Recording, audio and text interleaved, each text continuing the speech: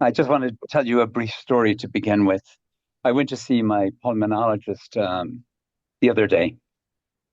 He was checking up with something to do with my lungs, and I know him. I don't know him personally, but he's somebody who was worked with my daughter, so we have a somewhat more personal relationship. And when I went into him, he said to me, "What have you been doing all morning?" And I said, "I was writing."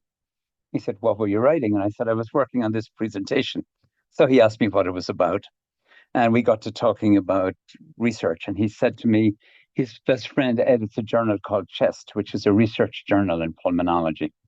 And they just received a notice from the US federal government accusing the journal Chest of bias, presumably because they examine variations in pulmonology illnesses across different ethnic, racial, and gender groups. So we live in really terrible times.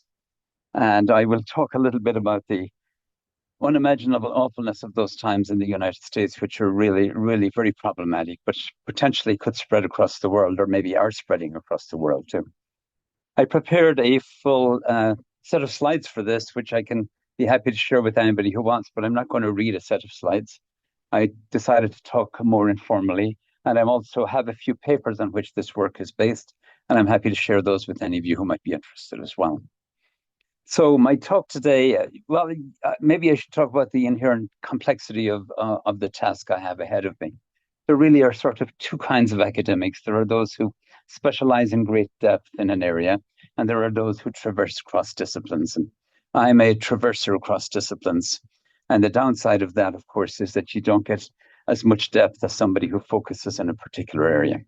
So that's, I think, the trickiness of it is to try and maintain sufficient depth, but also have a broad enough vision.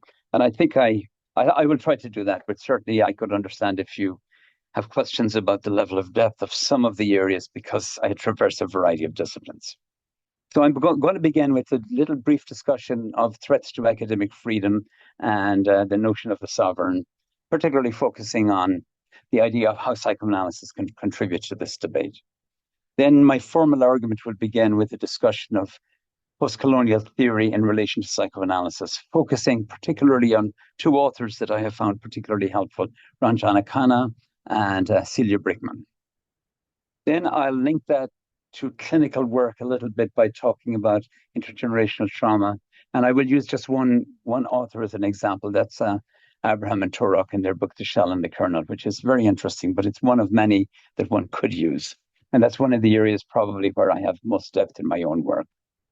And they talk a lot about racial, they have a way you can apply their thinking to racial melancholia that I think is very useful. Then I'm going to switch gears a little bit. One of my areas of specialty is children, and particularly the early formation of subjectivity. And I'll talk about the work of a French writer, Piera Aulagnier. And Aulagnier's work is very valuable, I think, because she offers something that you can't get in Andrew Green or Donald Winnicott or Melanie Klein. She offers an understanding of the role of the social and the ideological and subject formation that I think is very relevant. Then I'll move to a clinical example and mention briefly for you some of the work Karima Lazali has been doing in Algeria, which I think is very helpful because she's at the cutting edge of clinical work in a highly complex, repressive, and historically repressed society.